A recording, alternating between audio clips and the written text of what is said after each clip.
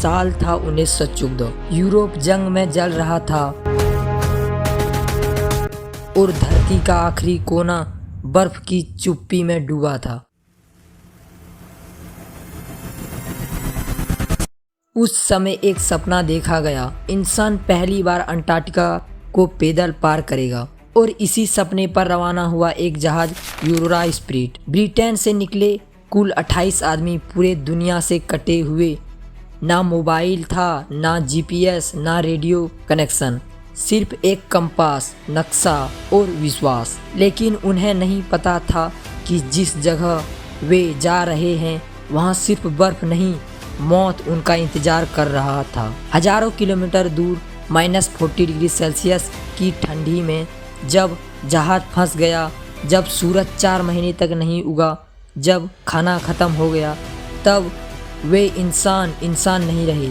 और जब बचाव भी बहुत देर से आया, तब तक कुछ लोग अपने साथियों को ही खा चुके थे। ना सिर्फ एक जहाज की कहानी है ये उस इंसानी धैर्य की परीक्षा है जिसे बर्फ, भूख और पागलपन ने छीन लिया। आगे देखने से पहले हमारे इस छोटे से चैनल को सब्सक्राइब और लाइक ज़रूर कर दो। आपका एक सब्सक्राइब और लाइक हमें बहुत मोटिवेट करता है। शुरू होता है 4 नवंबर 1914 की सुबह 6:30 बजे। Portsmouth port, England. जहाज यूरो स्पिरिट धीरे धीरे किनारे से कटता है।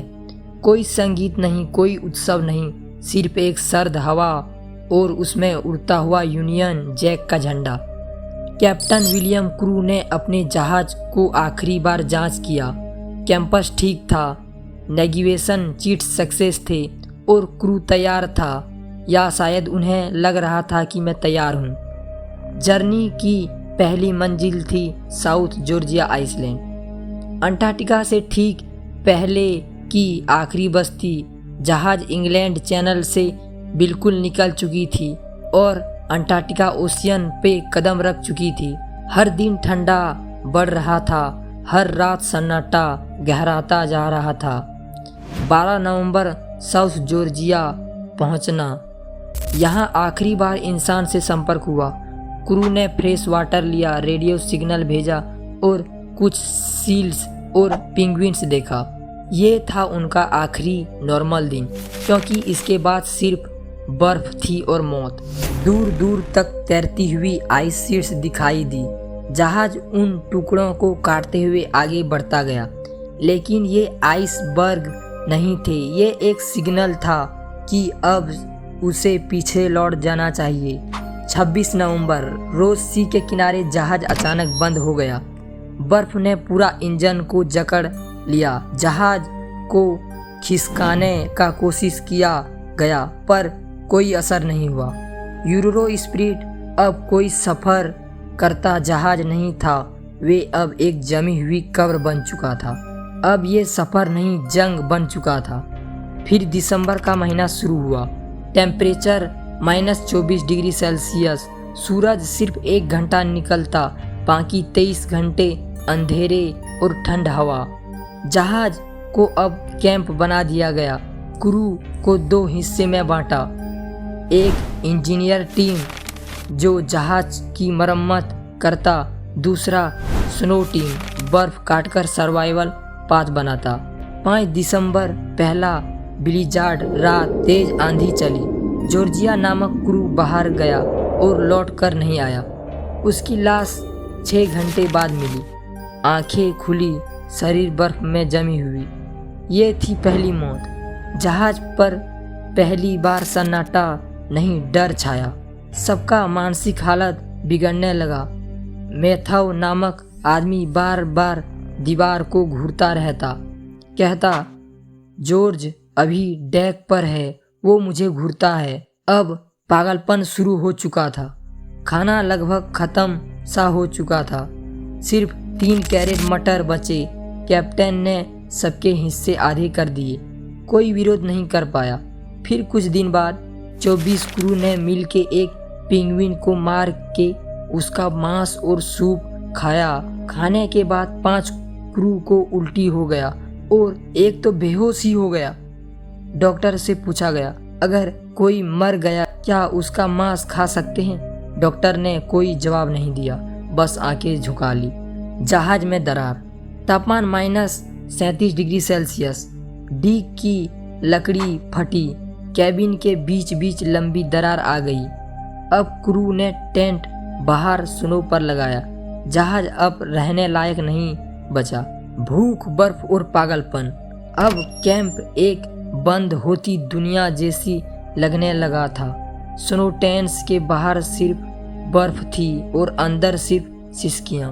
भूख हर दिन आदमी को कमजोर कर रही थी और मन को तोड़ रही थी। सेलेमोन नामक नाविक ने खुद को चाकू से घायल किया। उसके खून से टेंट का फर्श लाल हो गया। डॉक्टर ने जख्म की दवाई दी और बस यही कहा, अब सिर्फ दिमाग काम नहीं कर रहा है। 24 दिसंबर, क्रिसमस इवेंट, लेकिन कोई उत्सव नहीं था। सबके चेहरे पर सिर्फ एक सवाल था, कौन अगला जाएगा? एक साइंटिस्ट रिचर्ड सुबह नहीं उठा। उसके नाक से खून जम चुका था। कैप्टन ने उसका शरीर आइस चेस्ट में रखने का आदेश दिया, दफनाने के लिए नहीं, शायद किसी और दिन खाने के लिए। अब क्रू जान चुका था, सर्वाइवल अब सिर्फ एक शब्द नहीं रहा, ये एक मूल्य था जो उन्हें अपने साथियों के मांस से चुकाना पड़ सकता था। अब जहाज पे पहली मौत और खामोशी। नया साल आया लेकिन उम्मीद नहीं।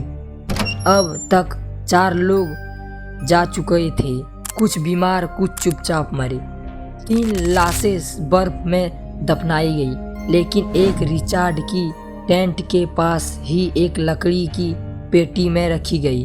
कैप्टन ने कुछ नहीं कहा, डॉक्टर ने भी नहीं पूछा, लेकिन एक रात टेंट में स्नो पक रहा था, गाढ़ा, गर्म, थोड़ा अलग सा महक वाला। सबने चुपचाप खाया, किसी ने कुछ नहीं पूछा। लेकिन उस रात सभी को पता था वे मांस पेंगुइन का नहीं था। पहली बार क्रू ने अपने ही साथी का मांस खाया और पहली बार उनकी आत्मा ने कुछ महसूस नहीं किया, क्योंकि अब भूख ने आत्मा को भी चबा लिया था। पागलपन अब इतना बढ़ चुका था कि किसी को अपनी माँ की आवाज़ सुनाई देती, कोई बच्चों को पुकारता। एक आदमी तो जोर जोर से चिल्लाया, ये सब सपना है, मैं घर जा चुका हूँ, और दौड़ते हुए टेंट से बाहर चला गया, सीधे बर्फ में। वे कभी नहीं लौटा। डॉक्टर ने सबको शांत रखने की कोशिश की, लेकिन अब वे भी सिगरेट जला के खामोशी से बैठे रहता। कैप्टन ने कहा, अब से हर आदमी एक दिन छोड़कर खाना खाएगा। कोई लोगों ने प्रोटेस्ट नहीं किया, लेकिन अब एनर्जी ही नहीं थी तो कहाँ से प्रोटेस्ट करता। कोई चिल्ला भी नहीं सकता था। अब सर्वाइवल का अर्थ था चुप रहो, खाओ और कल तक जियो। जहाज अब कब्रगाह बन चुका था। टेंट के बाहर बर्फ की परत अब 6 फीट मोटी हो चुकी थी, लेकिन अंदर का डर और गाढ़ा था। जहाज अब खाली था, अंदर से टूट चुका था। कैबिन के फर्श में दरार, दीवारों से टपकती बर्फ। एक क्रू ने अंदर जाकर देखा तो 2 लाशें उसी हाल में पड़ी थी जैसे सोने गए हो और कभी उठे ही नहीं हो। उनके चेहरे पर बर्फ की पतली परत थी, जैसे मौत ने धीरे से लोरी गाकर सुलाया हो। कैप्टन ने जहाज को बंद करके एक आदेश दिया। कैबिन की दरवाजे पर लकड़ी की कील लगा दी गई। अब यूरो स्पिरिट एक जहाज नहीं, एक बर्फ में जमी कब्रगाह बन चुकी थी। अब फरवरी का महीना शुरू हो चुका था। उसी रात कैप्टन अकेले बैठा था, टॉर्च के सामने, अपनी डायरी में कुछ लिखते हुए। फिर हुई असली कहानी शुरू।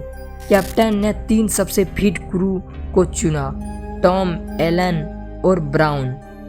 मिशन 90 किलोमीटर दूर के वेदर स्टेशन तक पहुंचना, शायद वहां से रेडियो सिग्नल भेजा जा सके।